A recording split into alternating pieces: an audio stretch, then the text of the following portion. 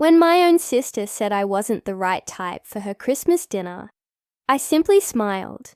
3 months later, I was toasting alone in the dream house I'd just bought outright, while she begged for a loan to avoid losing her apartment. And that was just the beginning of my revenge. Look, I'm going to tell you a story that will make you question everything about family and money. For years, I was the invisible daughter, the convenient sister, the one who always showed up with expensive gifts, but was never truly welcome. You know when you realize you're only useful, but not wanted? That's exactly what happened to me. My name is Sarah. I'm 45 years old, and for 2 decades, I've swallowed humiliation after humiliation from my family. My sister Linda was always her parents' darling. She married David, a lawyer. They live in Manhattan and have that picture-perfect life everyone envies on Instagram. Me, I built my consulting firm from scratch. I work 12 hours a day. I never got married. I never had children. In their minds, I was the workaholic spinster who compensated for her loneliness by showering everyone with gifts. Every Christmas was the same. They made a point of reminding me that I was being included in the celebration, as if it were a favor, as if my presence were an inconvenience they tolerated out of family obligation. I always brought the most expensive wine, the most elaborate gifts. I even helped organize. But deep down, I knew I was just a fifth wheel. But in December 2023, when Linda finally told me what she really thought, something broke inside my chest. That's when I realized that love has an expiration date, and my patience had expired a long time ago. You won't believe what she dared to say, and even less the revenge I silently plotted. Because when you humiliate someone who has the power to fight back, you're digging your own grave. The call came on a Thursday, 3 weeks before Christmas. Linda called me with that falsely affectionate tone I knew so well. "Sarah, darling, we need to talk about this year's dinner." My stomach churned, because I knew that when she used that tone, trouble was brewing. "What is it this time?" I asked, trying to keep my voice neutral. I was in my office, reviewing contracts, and I stopped everything to attend to her. As I always did, like an idiot. "Well, David got a promotion, right? And now he has these new partners. Very important people. We're going to invite some of them to dinner." She paused dramatically. "And I need you to understand that it's going to be something more refined this year." Right there, I felt the first pang in my heart. Refined how? Before I continue telling you how I turned this game around, leave a like on the video if you've ever felt used by your own family. And subscribe to the channel, because I have more stories of people who stopped accepting crumbs and started demanding the respect they deserve. Turn on notifications, because you won't want to miss the end of this revenge. Ask Sarah. You know, Peterson will be there. He's a partner at the most prestigious firm in Manhattan. His wife is from high society.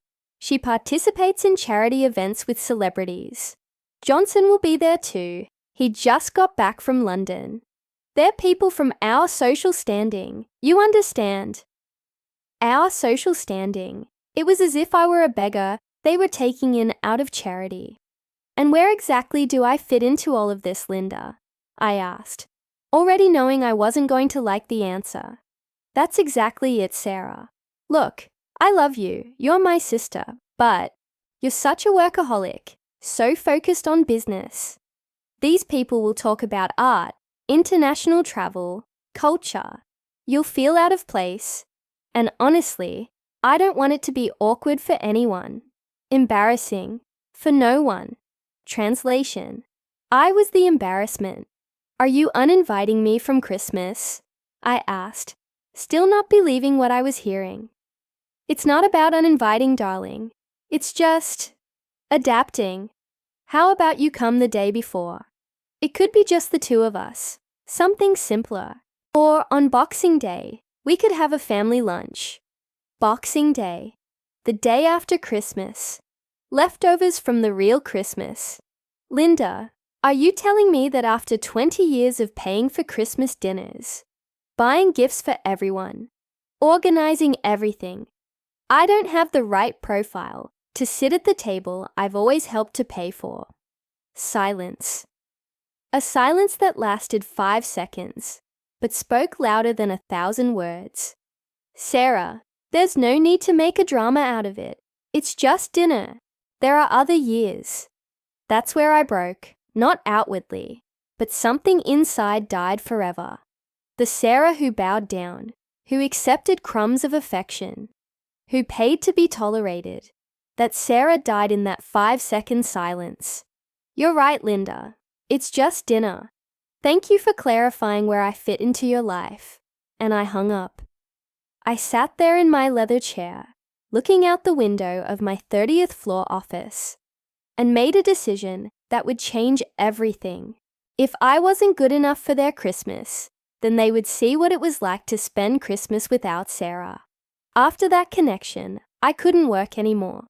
I just stood there, staring into nothingness, and suddenly, everything started to make sense. Every humiliation, every time I felt small, every time I swallowed my pride. I was the family's ATM, the sister who paid to be included. You know what I did? I went home and opened all my drawers, looking for receipts. I needed to see on paper the extent of my stupidity, and when the numbers started appearing, I almost threw up in disgust.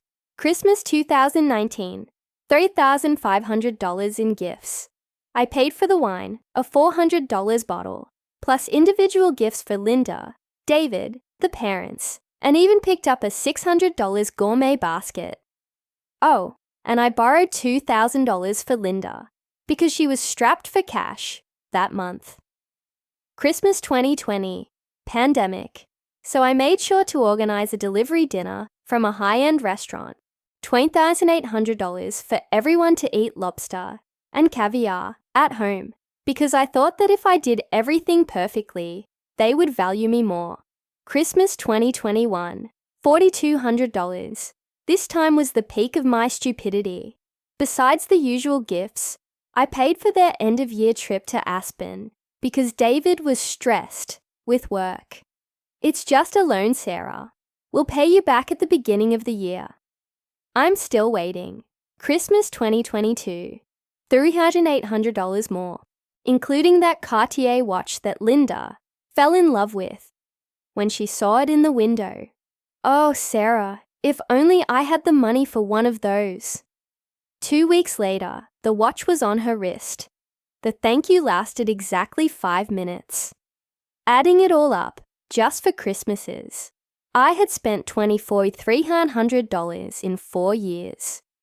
$24,300 to buy the right to sit at a table where I was treated like an intruder.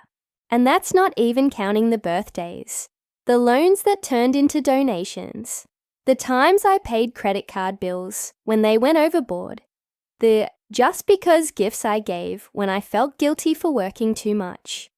But the worst part wasn't the prices.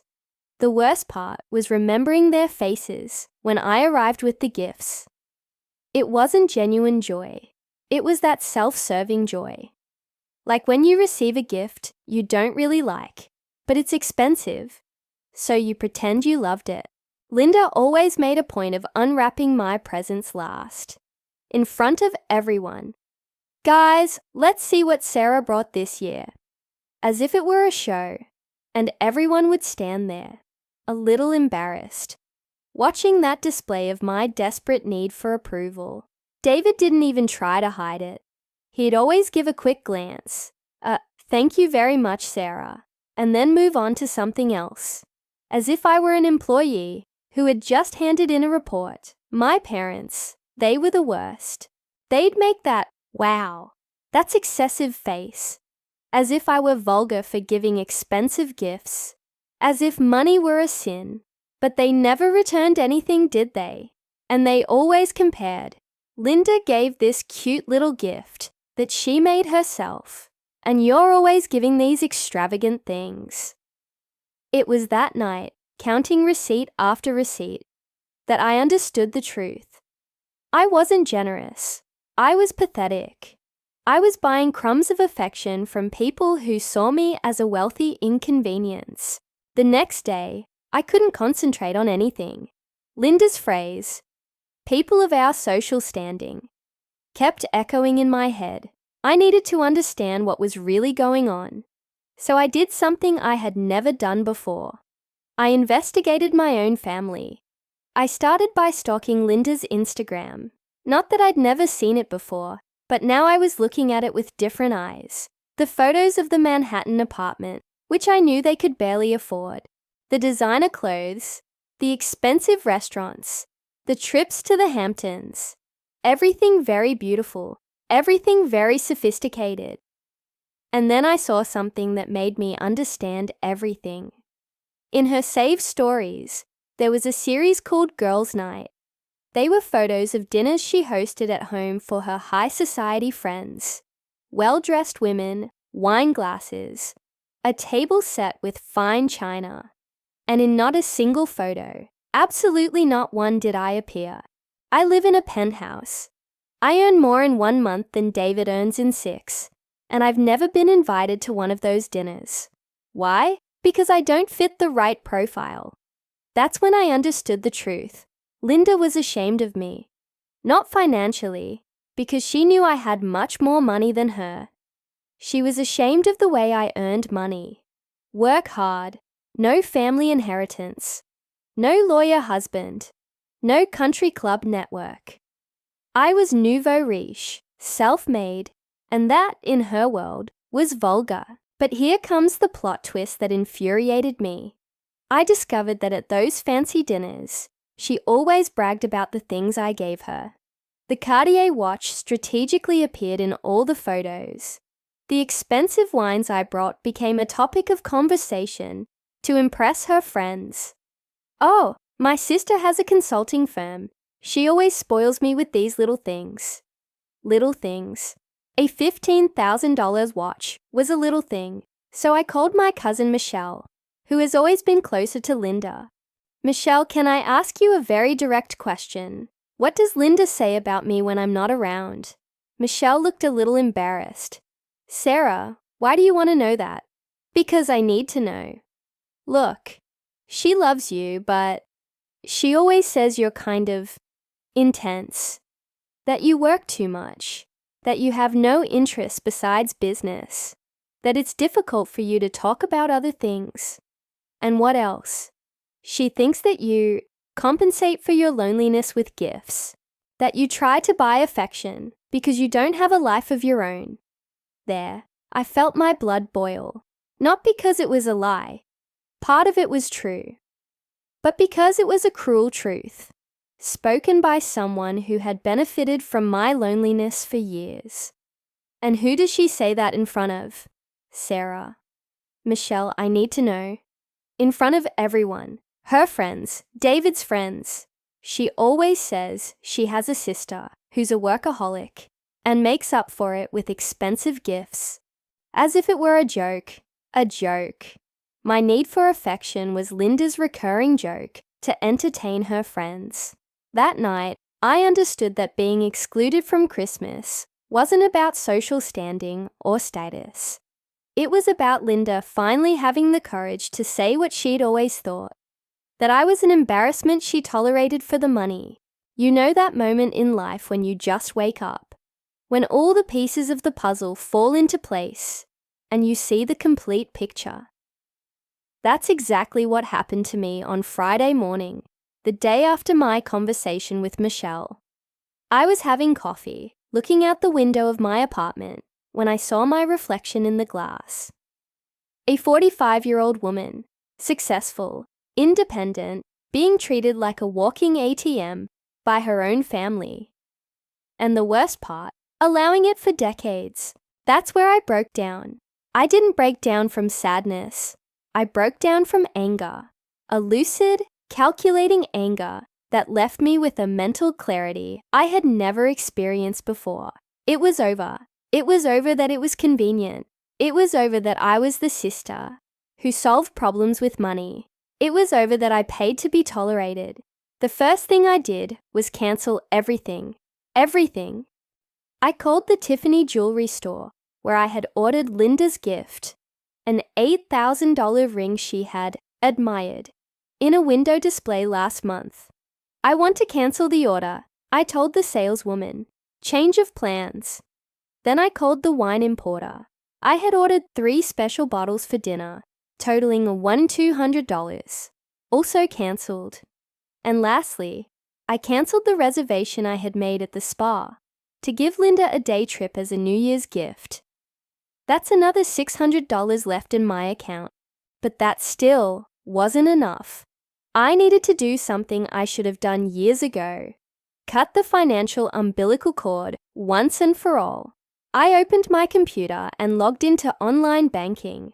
Linda had a joint account with me for emergencies. Emergencies that happened every month, magically. Always when she overspent on her credit card, or when David was late with a payment. Over the past 2 years, I had covered $18,000 in Linda's emergencies. I closed the account, simple as that. Then I changed the password on my supplementary credit card that she used for special purchases. Those special purchases that always turned into basic necessities in her mind. Next, I wrote a list of all the loans I had made in the last 5 years. Linda owed me $34,000. David owed me $12,000 from a time he invested in a business opportunity that went wrong. My parents owed me $8,000 from when they had to renovate the roof of the house. Total, $54,000 in loans that turned into silent donations.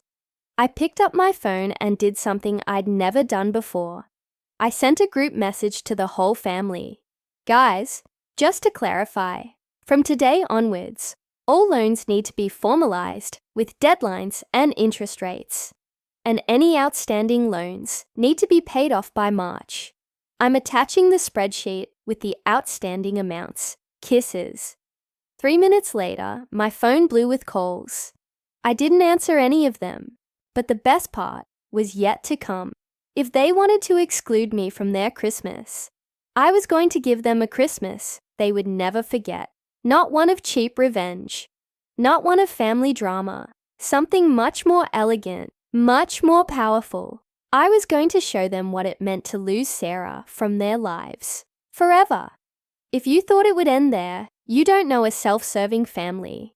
2 weeks after my declaration of financial independence, guess who had the nerve to call me? Linda. With that voice of someone who did nothing wrong. Sarah dear, are you all right? You've been acting a little strange lately. As if I were the problem here. What do you want, Linda? I asked, getting straight to the point. I didn't have time for frills anymore. Look, there's been a little problem here. Do you remember Peterson, that partner who's coming for dinner? Well, he and his wife are arriving 3 days before Christmas. And David thought it would be a good idea to show them around the city. You know, a VIP tour. Ah, sure. VIP tourism. I could already see where this was going. And that's where they want to get to know the best restaurants, the most exclusive places. And you get to know all the chefs. You have access to those restaurants where it's impossible to get a table. Her audacity would make any politician envious. The woman excluded me from her own Christmas because I didn't have the suitable social profile. And 2 weeks later, she wants me to use my connections to impress the same people I apparently shouldn't know. Linda, are you asking me to organize the entertainment for your special guests? The same guests who are the reason I can't sit at your table. Awkward silence. Sarah, there's no need to be dramatic. It's just a small favor. Between sisters. Between sisters. The same one who said I wasn't classy enough to have dinner with her friends. And what do I get out of it? I asked, just to see the level of audacity. Wow, Sarah, it's not about winning. It's about family helping family. Besides, it could be a good opportunity for you too. Peterson has an incredible network. New business opportunities could arise for your consulting firm. Translation: She wanted me to work for free to impress her husband's friends, and on top of that, she sold it as if she were doing me a favor. Oh, and there's one more thing, she continued. They'll be staying at a hotel, but it would be nice if you could cover the meals, right? To show that we're a hospitable family. Nothing too expensive. About $2,000 should cover everything. Perfect. That was the icing on the cake. I was supposed to pay the bill for the VIP tourists, who were too important to have dinner with me. Linda, I said, with a calmness that impressed me. Let me see if I understand. You exclude me from Christmas because I'm not classy. 2 weeks later, you ask me to use my classy contacts to entertain your classy friends. And you still want me to pay the bill. It's not quite like that. That's exactly right. And do you know what my answer is? Sarah, please. No. What do you mean no? No, I'm not organizing anything. I'm not paying for anything. I'm not using my connections to impress people who are apparently too good to share a table with me. Sarah, you're being childish. Linda, you have 3 options. First, ask David to use his sophisticated contacts to entertain his friends. Second, you pay your own bill, like functional adults do. Third, explain to Peterson that the classless sister you hid was exactly the one who had access to the places they want to visit. I hung up on her. 5 minutes later, David called me. It was the first time in 2 years that he had called me directly. Sarah, I think there's been a misunderstanding. There was no misunderstanding, David. There was clarity, finally. You know what's sweeter than revenge? Active indifference. And that's exactly what I did during those 2 weeks leading up to their Christmas. While they scrambled to secure last-minute bookings and tried to impress the Petersons on a tight budget, I was living my best life. And look, I made a point of posting everything on Instagram. Dinner at Le Bernardin, that 3 Michelin star restaurant they always dreamed of visiting. I posted about it, with a chef who came to greet them personally at the table, because I had already taken several important clients there. A night at the Plaza, you know, that hotel where only VIPs get access to the private bar. I posted about it too, complete with Dom Perignon champagne and a view of Central Park. A private tour of the Metropolitan Museum outside of regular hours. Another post featuring works that the general public never sees. And with each post, I tagged the location because I knew Linda was stalking my every move. I wanted her to see exactly what she was missing, the same places she had asked me to get access to for the Petersons. I was enjoying on my own, but the sweetest little revenge came 3 days before Christmas. Linda texted me, Sarah, by any chance would you be able to get a table at Daniel's for tomorrow? Peterson mentioned he wanted to check it out. Daniel's, one of the most exclusive restaurants in NYC, where the waiting list is 3 months long, and where I dine at least once a month. I could have ignored the message, but you know what I did? I replied, I can manage it, but you forgot to ask me if I want to. Sarah, please. I am going to think. I let her simmer in anxiety for 6 hours. At 8 p.m., I replied, I've decided I don't want it. Good luck with McDonald's. 15 minutes later, I received an angry call from David. Sarah, you're being ridiculous. Peterson is already expecting that reservation. David, are you familiar with the expression burning bridges? You burned the bridge, now swim. But what they didn't know was that I had done something much more elaborate. I called Laurent, Daniel's maitre d', who has known me for years, and explained the situation. Laurent, if anyone from my family shows up asking for a table, you can say there are no vacancies because of Sarah. Okay, and if they ask why, You can say it's house policy not to serve people who disrespect preferred customers. Laurent Rieu, consider it done, madame. The result? David had to take Peterson to Olive Garden. Yes, you read that right. The big shot partner from Manhattan's most prestigious firm went to dinner at Olive Garden because they didn't have a real network. They only had me, and they lost me. Linda called me the next day, crying. Sarah, you ruined dinner. Peterson was so embarrassed. David is humiliated. Linda, I said, with a venomous sweetness in my voice. People of your social standing shouldn't depend on someone as classless as me for their connections, right? Maybe the problem isn't my lack of class, but your excessive imagination. And I hung up. That night I slept better than I had in years. Do you know why? Because for the first time in my life, I had set boundaries. And boundaries, I discovered, have a delicious flavor. If you thought they were going to swallow it quietly, you don't know people entitled.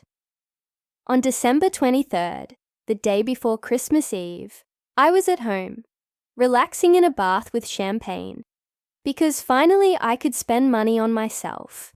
When I heard someone banging on the door as if they wanted to break it down, I got out of the bath, put on my silk robe, and went to see who it was. Through the intercom, I saw 3 people, Linda, David, and a woman I didn't know, but who was dressed as if she'd just stepped out of a tea party in the Hamptons. I deduced it was the famous Mrs. Peterson. I opened the door, and they walked in without even waiting for an invitation. Their audacity was astronomical. Sarah, we need to talk, Linda said, her voice trembling with despair. About what? I asked, pretending I knew nothing. David got straight to the point. About you sabotaging our dinner yesterday. What you did was childish and malicious. Mrs. Peterson stood there, clearly uncomfortable, but curious to see the poor family drama unfold.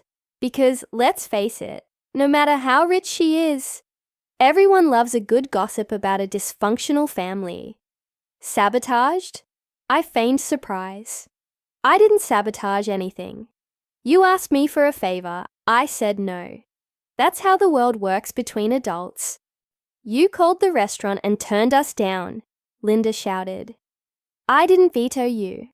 I used my personal influence, which you spent years telling me was inappropriate, to protect my reputation. It's not my fault if you don't have your own network. That's when Mrs. Peterson decided to intervene. Excuse me, but who exactly are you? I looked at her with that seriously face. I'm the sister they hid from you, the one who doesn't have the right profile to have dinner at the table, but who has the contacts they need to impress you. The woman's face was priceless. She looked at Linda and David with that, what the hell is going on here? Expression. Linda tried to control the damage. Sarah has a different perspective on things. A different perspective? I laughed. Linda, tell Mrs. Peterson why I wasn't invited to your Christmas dinner. Total silence. No? Then I'll tell you. They told me I'm not classy enough to sit at the table with you, that I would feel out of place talking about art and culture, that it would be embarrassing for everyone. Mrs. Peterson's eyes widened. You're kidding me. Am I, Linda? I looked directly at my sister. David tried to save her. Sarah, you're taking everything out of context. David, shut up. You disse. Sem tirar os olhos da Mrs. Peterson. Mrs. Peterson, you seem like an intelligent woman. Let me ask you something. If someone told you that you're not sophisticated enough to have dinner with their friends, would you still do favors for them? The woman was visibly annoyed. Well, no, that would be quite insulting. Exactly. And that's exactly what happened here. Linda was turning red with anger and embarrassment. Sarah, you're humiliating us in front of our guests. Me? Am I humiliating you? I started laughing. One of those laughs that spring from the depths of the soul. Linda, You humiliated me for decades. You used me like an ATM, treated me like second class, excluded me from your happiness because I wasn't good enough, and now you're feeling humiliated? It was there that I saw what fear was in her eyes for the first time in 45 years of life. 3 days after Christmas, which by the way I spent at a spa resort in Miami, alone and happy as can be, I received a call from my friend Jessica at 7 a.m. Sarah, girl, have you seen your sister's Facebook? No, why? Did she post something? Honey, you need to see this, now. I opened Linda's Facebook and almost spat out my coffee. She'd made a 3-paragraph post about family betrayal and sibling jealousy. She didn't mention my name directly, but any idiot could connect the dots. Sometimes the people closest to us are the ones who hurt us the most. When success changes someone so much that they forget where they came from, it's heartbreaking, especially when that person is your own sister. The post went on to talk about how certain family members can become toxic when they have a financial advantage, and how sad it is when money corrupts family relationships. She even mentioned that she had to protect her children and household from negative influences. As if I were a crack addict or something. Mas, o que me deixou realmente puta foi o final. Despite everything, we still love this person and hope they find peace and healing from whatever is causing this hostile behavior. Hostile behavior. I was the hostile one. Within 2 hours, the post had 47 likes and 23 comments, all from her social circle, of course, offering support and talking about how family can be complicated and some people just can't handle success. Minha prima Michelle commentou, "Stay strong, Lynn. Some people change when money gets to their heads. Uma amiga dela. You're so mature for handling this with grace. I could never be so forgiving." Another one, "Money doesn't buy class apparently." I stood there, reading comment after comment from people who knew nothing, talking about my character as if they knew me. And the worst part, Linda was responding to each comment with fake humility. Thanks for the support. It's hard when you've tried everything to maintain family harmony. I just hope she realizes that family is more important than ego. We're keeping our distance for now, but the door is always open for reconciliation. A manipulative masterclass. But wait, it got worse. David also posted, this time on LinkedIn, a professional post about handling difficult family dynamics while maintaining business relationships. He was using our drama as content to appear mature and wise to his professional contacts. And my parents? They were the worst. My mother called me crying. "Sarah, honey, what did you do?" Linda is devastated. She says you embarrassed them in front of important people. Mom, did she tell you why I wasn't invited to Christmas dinner? She said it was complicated. Mom, she told me I wasn't good enough to sit at their table. Oh, honey, I'm sure it wasn't like that. You know how Linda expresses herself sometimes. Always defending Linda. Always. My father foi mais direct. Sarah, I don't know what this is about, but you need to fix this. Linda is family. You can't just cut off family. Dad, did you read her Facebook post? She's hurting Sarah. Hurt people say things. And what about when I was hurting for years? Silence. Naquela noite, eu entendi que this wasn't just about Christmas dinner anymore. Linda havia declared war publicamente. She was painting me as the villain while playing the victim.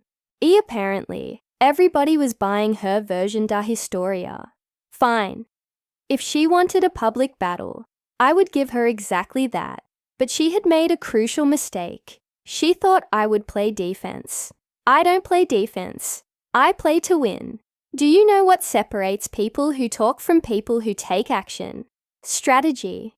Linda made an emotional post on Facebook, hoping for sympathy. I did what I always do when I'm in business mode. Research, planning, and flawless execution. First, I dug deep into her social media history. Screenshots of everything. Every single post where she showed gifts that I had given her. The Cartier watch, the expensive wines, the vacation pictures of trips that I had funded. Every humble brag about her lifestyle that was actually funded by me. Depois, organize todos os bank transfers. 5 years de loans, que never foram paid back. Receipts to every single Christmas present, birthday gift, emergency bailout. Everything digitally documented e properly dated. Mas o master stroke foi quando I hired uma private investigator. Sim, você leu certo. I wanted to know exactly what Linda and David's financial situation actually era. Se eles estavam living beyond their means, using my money, I needed proof. The PI report arrived in 3 days, and honey, it was juicy. David's law firm estava laying people off. His position wasn't as secure como eles estavam pretending. Their Manhattan apartment.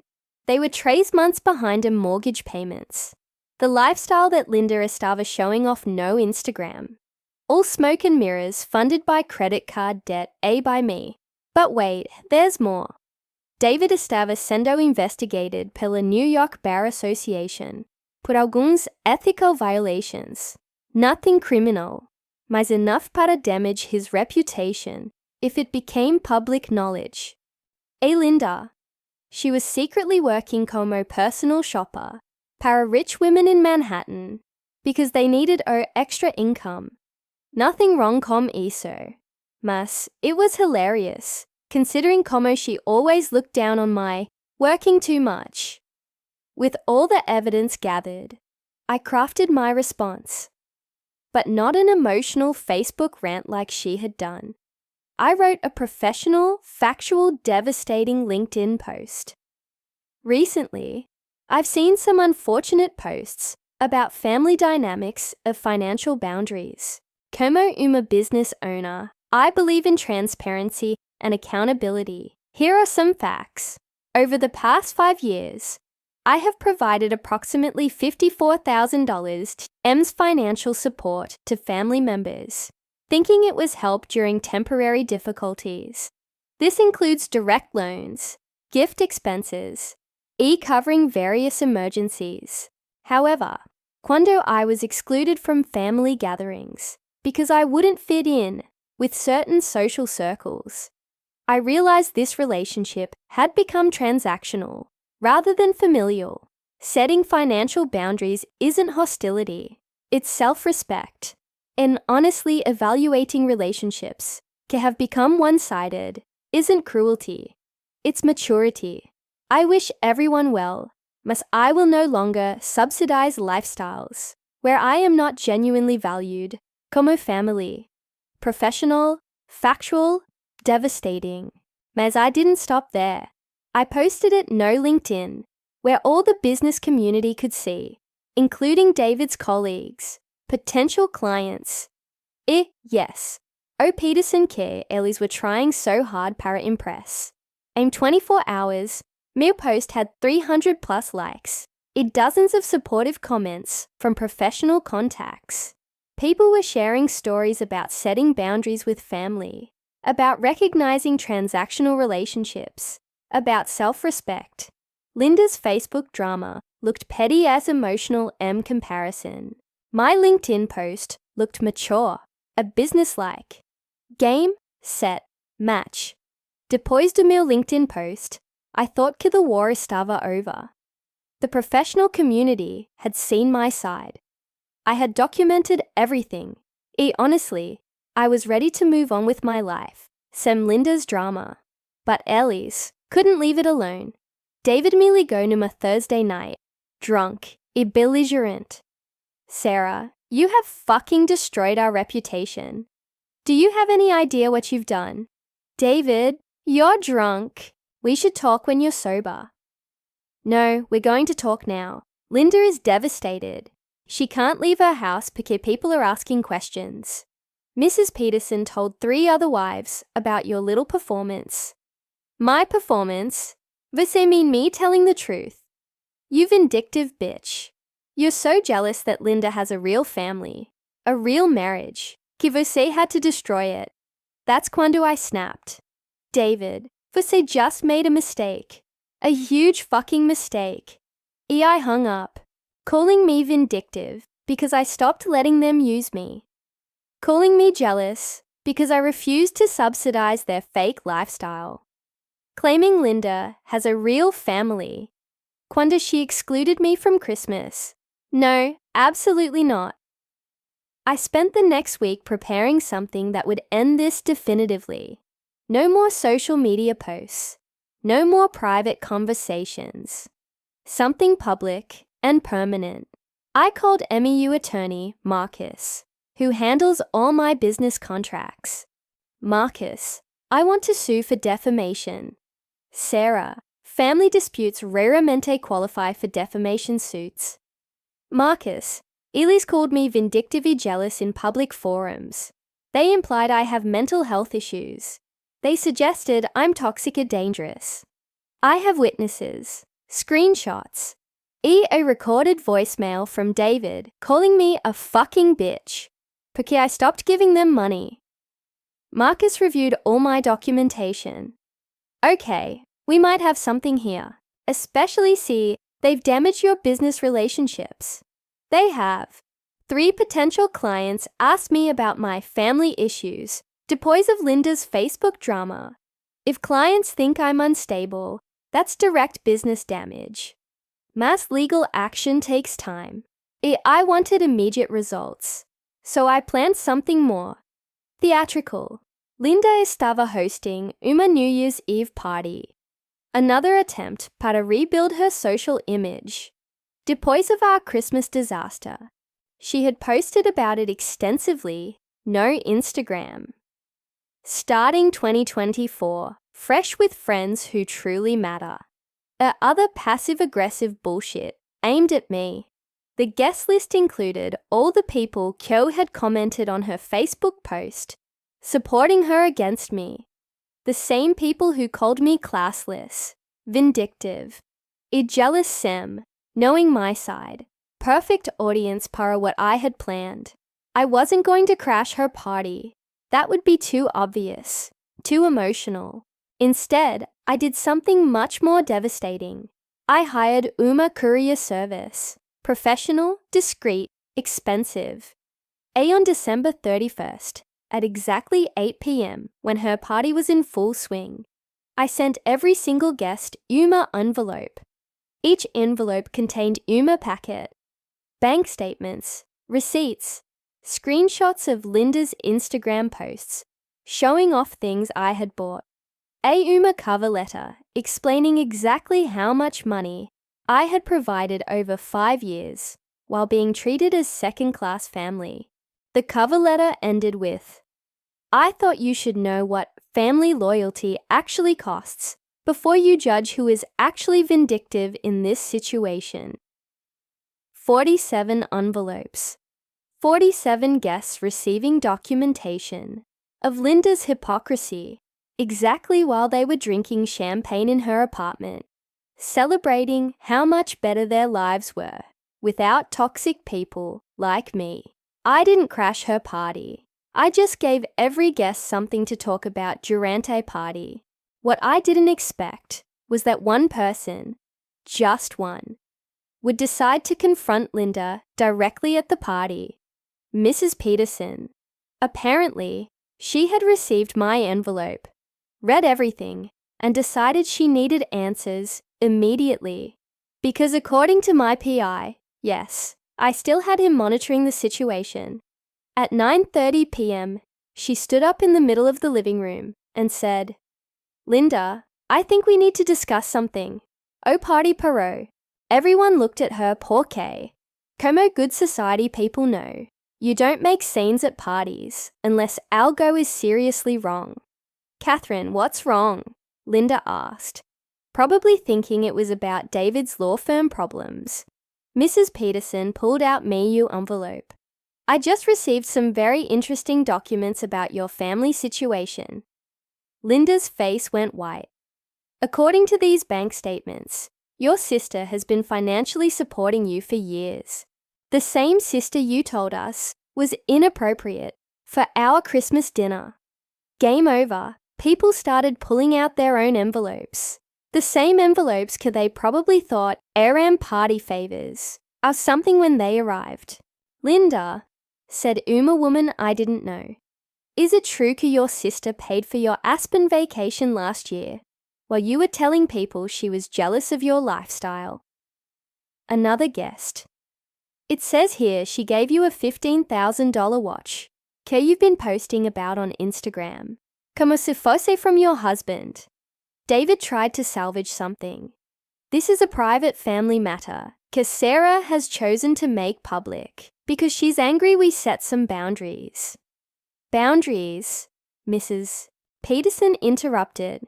You mean excluding someone from family events depois of taking their money for years? My cousin Michelle, que estava there, later told me the whole room turned on them. People started comparing notes from the envelopes, adding up numbers, realizing the scope of my generosity, Linda's ingratitude. Woman actually said, I can't believe we've been supporting you against someone who was basically funding your entire lifestyle. Linda started crying. Que usually works para her, mas this time people weren't having it. Linda, disse Mrs. Peterson coldly. My husband and I came here, thinking we were meeting cultured, successful people. Instead, we find out you're living beyond your means on your sister's money, while socially excluding her. That's not cultured. That's parasitic. Then came a masterstroke I never anticipated. Mrs. Peterson continued. David, I'm going to recommend to my husband his firm reconsider any future collaborations with you. This level of financial irresponsibility, of family manipulation, suggests poor judgment we can't have associated with our business. David's career prospects with Peterson's firm. Dead. Linda's reputation in Manhattan social circles. Destroyed. Their carefully crafted image, como successful, sophisticated couple. Obliterated. All because Elise couldn't resist pushing me, even depois I had already walked away. By 10 p.m., segundo Michelle, the party was empty. 47 people had seen documented proof everything they thought they knew about Linda and David was a lie. The best part, I was home, in my silk pajamas, drinking champagne watching Netflix. No drama, no confrontation, no emotional scenes. Just consequences delivered efficiently professionally. Exactly como I run my business. The aftermath was spectacular. I mean nuclear-level devastation spectacular. Within a week, Linda's Instagram followers dropped 2,400 para 800. People were unfollowing her in droves. Worse, the ones who stayed started leaving passive-aggressive comments on her posts. Beautiful watch. Was it a gift? Everyone knowing it was my gift. Lovely vacation photos. You're so lucky to afford such trips. Everyone knowing who afforded the trips. But the real damage was happening offline. According to Michelle, who felt guilty about initially supporting Linda, was now feeding me information. Linda couldn't show her face at the country club anymore. Conversations stopped when Eli entered rooms. People were polite, but cold. The charity board onde Linda volunteered asked her to take some time off, depois of questions about her financial transparency. Apparently, when you're publicly exposed, como someone who lives on borrowed money while playing society lady, people start questioning your credibility with charity funds também. David's situation at work became impossible. Word heavier spread through Manhattan legal circles about the New Year's Eve debacle. Partners at his firm were embarrassed their colleagues' family drama had become fodder para high society gossip. I remember those ethical violations I mentioned earlier, que my PI had discovered. Somehow, someone anonymous tipped off the New York Bar Association, que they might want to expedite that investigation. I have no idea who that anonymous someone could have been. Wink, wink. David was forced to resign, to focus on personal matters. Translation. Ellis fired him, but let him save face. Without David's income, Mesmer with my money gone, Linda E. David couldn't maintain the Manhattan apartment. They had to move para a small place in Queens. Queens! Para people who had been living like Manhattan royalty. It was social death. Mrs. Peterson, true para her word, made sure Tota the high society circle knew exactly why she was distancing herself. Delinda and David. In those circles, when someone like Mrs. Peterson declares you persona non grata, Vosa finished. Linda tried reaching out para old friends, but nobody wanted to associate with someone who had been exposed como fundamentally dishonest about their financial situation. High society, you can be broke, but you cannot be fake about being broke while using other people's money. The most delicious irony. David started working como a public defender in Queens. Nothing wrong com that job. But for someone who used to brag about his prestigious Manhattan firm, a high-profile clients, it was quite the come down. Linda, she got a job at Macy's, in retail, selling cosmetics para middle-class women. Exactly the type of people she used to look down on cuando she was living off my money. Meanwhile, I posted Uma single Instagram photo. Me, at Uma Charity Gala, wearing a stunning gown, surrounded by actually important people. The caption was simple. Surrounded by genuine friends who value authenticity over appearances. I didn't mention Linda or David at all. Didn't need to. Everyone who mattered already knew. Que when I said authenticity over appearances, I was talking about them. The post got 400 plus likes in 2 hours. Comments from business colleagues, real friends, even some of Linda's former social circle, who were now eager para distance themselves from her associate with me instead. Full circle. Complete reversal. Justice served ice cold, with the side of social media validation. February 2024. Foi quando reality truly hit them. It hit hard. I was in my office quando my assistant buzzed me. Sarah, how ma Linda na line 1? She says she's your sister. I hadn't spoken para Linda since New Year's Eve envelope situation. Part of me was curious about what she could possibly want now, after everything. Hello, Linda. Sarah. Her voice was broken. No manipulative broken. Genuinely broken. I need help. Silence. I wasn't going to make this easy para Ela. We're being evicted. David lost his job. We're 3 months behind on rent. We have nowhere to go. That's unfortunate. Sarah, please. I know I made mistakes. Mas we're family. I have nowhere else to turn. Linda, você made several mistakes. You excluded me from Christmas, porque I wasn't good enough para your friends. You made me pay para entertainment que I couldn't attend. You posted publicly about my character, quando I set boundaries. David called me a vindictive bitch quando I stopped funding your lifestyle. I know. I was wrong about everything. I was jealous. Okay. You have this amazing life. Esta successful business. Total independence. I felt like you always had to prove that I was just como successful. Finally, a moment of truth. Sarah, you're my sister. I'm begging you. We lost everything. Linda, let me explain something para você. Familia doesn't exclude people from Christmas, depois taking their money para years. Familia doesn't call someone vindictive because they stopped being a personal ATM. Familia doesn't make public posts attacking someone's character quando they set healthy boundaries. What do you want me para do?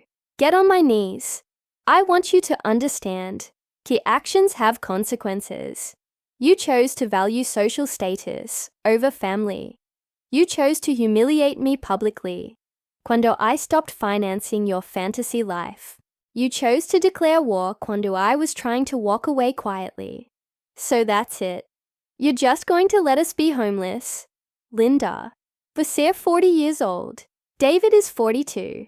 Neither of you have disabilities or health issues preventing work. You're educated adults who made choices que led to this situation. You're not your safety net anymore. You don't understand. David can't get hired anywhere good because of what happened. Everyone knows about the drama. We're blacklisted. Consequences, Linda.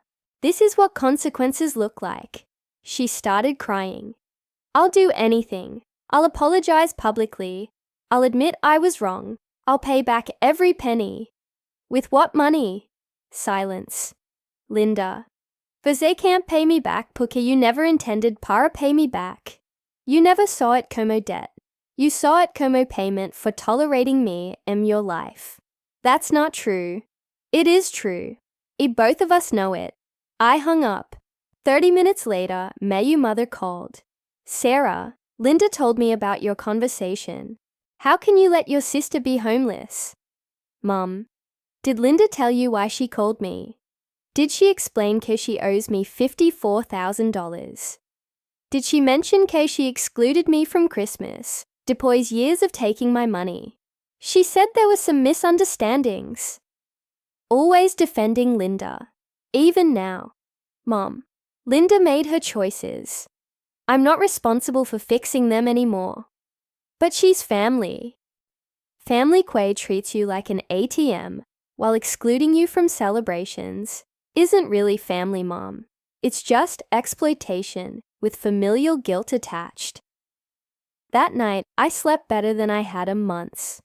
Not porque Linda was suffering, mas because I had finally, definitively, closed que chapter of my life. No more rescue missions. No more guilt-induced generosity. No more funding people who fundamentally didn't respect me. Freedom tastes better than revenge. 3 months later, in May 2024, I got him a surprise. David showed up at my office. Not calling first, not making Uma appointment, just showed up looking like someone who hadn't slept properly in weeks. Sarah, I need to talk to you. My assistant looked at me questioningly. I nodded. Send him in. David sat across from my desk, looking smaller than I had ever seen him. Gone era o arrogant attorney, who used to barely acknowledge my presence at family gatherings. This was a broken man. Sarah, I want to apologize. For what specifically? For everything. For letting Linda exclude you from Christmas. Para calling you vindictive when you stopped helping us financially. Para taking your money, para years sem ever really appreciating it. Para treating you like Uma ATM instead of like family. I leaned back in my chair. Continue. I know my apology doesn't fix anything. I know we destroyed our relationship with you. Honestly, you had every right para do what you did. What exactly did I do, David? You held us accountable. You showed people who we really were, cuando we thought we were hiding behind fake sophistication. Interesting. Self-awareness was something I never expected from him. David, why are you here? Because I want you para know que losing you was the biggest mistake we ever made. Not financially, although obviously que's been devastating. But losing your respect, your presence in our lives. Linda cries every day about it. Where is Linda? Working double shifts at Macy's, trying para keep us afloat. She's different now, humbled. She talks about you constantly, about how wrong she was, about how much she misses having you in her life. And you? I'm working como public defender. It's honest work, it pays the bills. Mas it's been a huge adjustment. But honestly, Sarah, the hardest part isn't financial stuff. It's knowing ki I had uma sister-in-law who genuinely cared about us, who supported us for years. I treated her como disposable. David paused, looking directly at me, para the first time since he'd arrived. Sarah, you're not here para ask para money. I know que door is closed forever. I'm here porque I need you, para know que you were right about everything. We were entitled, ungrateful, cruel. You deserved so much better from us. What do you want from me, David? Nothing. I wanted to apologize properly, face to face. To tell you que seeing how you handled all of this, how professionally, definitively you cut us off cuando we crossed every line. I respect the hell out of you for it. I studied his face para any sign of manipulation, any angle he might be working, but he seemed genuinely defeated, genuinely sorry. David, I appreciate your apology, but apologies don't undo years of being treated como secondary family while funding primary expenses. I know, I'm not expecting forgiveness. I just needed you, para know que I understand what we lost cuando we lost you. What did you lose? The one person in our family who actually had our backs, even cuando we didn't deserve it. The one person who loved us enough para support us financially while asking for nothing except basic respect in return. And we couldn't even give you that. He stood up para leave. David, yeah? Tell Linda que I received her message, both the apology and the accountability, but tell her também que some bridges, once burned, can't be rebuilt. They can only be mourned. I'll tell her. After he left, I sat in my office for uma long time, processing the conversation. Did I feel vindicated? Absolutely. Did I feel sad? A little. But mostly, I felt complete. The chapter was finally closed, with acknowledgement, accountability, acceptance. Sometimes quee's the best ending you can get. That conversation with David got me thinking about something important. The difference between forgiveness, a reconciliation. Porque that night, alone in my penthouse with uma glass of excellent wine, I realized que I had forgiven Linda, David already. Mas forgiveness doesn't mean going back para old patterns.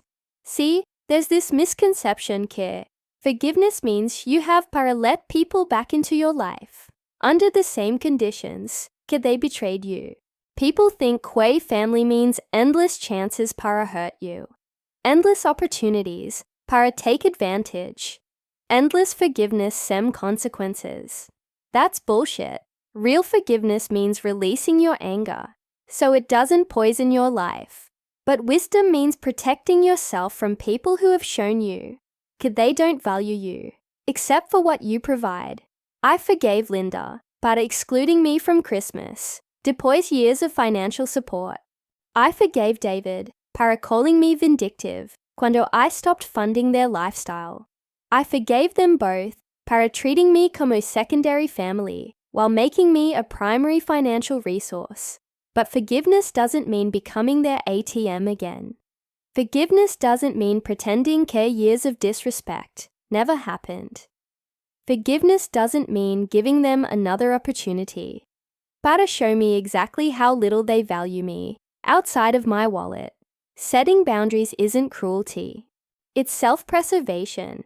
I thought about all those years, cuando I was essentially paying para conditional love, conditional acceptance, conditional tolerance.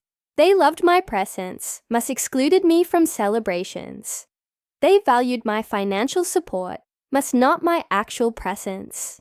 They wanted my resources, mas not my company. That's not love. That's transactional relationship, disguised as family obligation. Real family, genuinely healthy relationships, don't require payment. Real family doesn't exclude you from celebrations, while expecting you para fund them. Real family doesn't make you prove your worth with your wallet. The months since cutting off Linda and David, I had rebuilt my life completely. I started dating someone who values my intelligence, not my income. I made new friends who invite me para things porque they enjoy my company, not because they need something from me. I joined UMA book club, took UMA art class, traveled para places I wanted para see, instead of paying para other people's vacations. For the first time in decades, I was living para myself, instead of constantly trying para earn approval from people who had already decided I wasn't enough. The money I used para spend on Linda's family. I donated some para charity, invested some, spent some on myself, real self-care, not guilt-induced generosity. My business grew because I wasn't constantly distracted by family drama. My stress levels dropped dramatically. My sleep improved.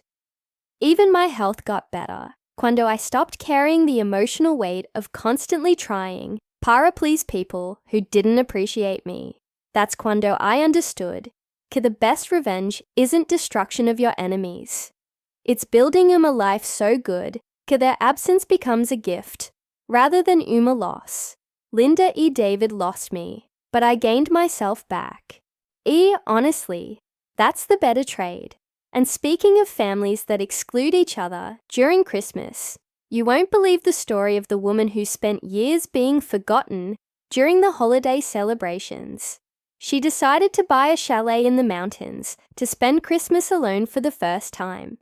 But when she got there, she discovered that someone was already occupying her place. What she did with this situation was brilliant. Click on the video playing on your screen now to find out how she transformed the worst Christmas of her life into the best. This revenge was even sweeter than mine.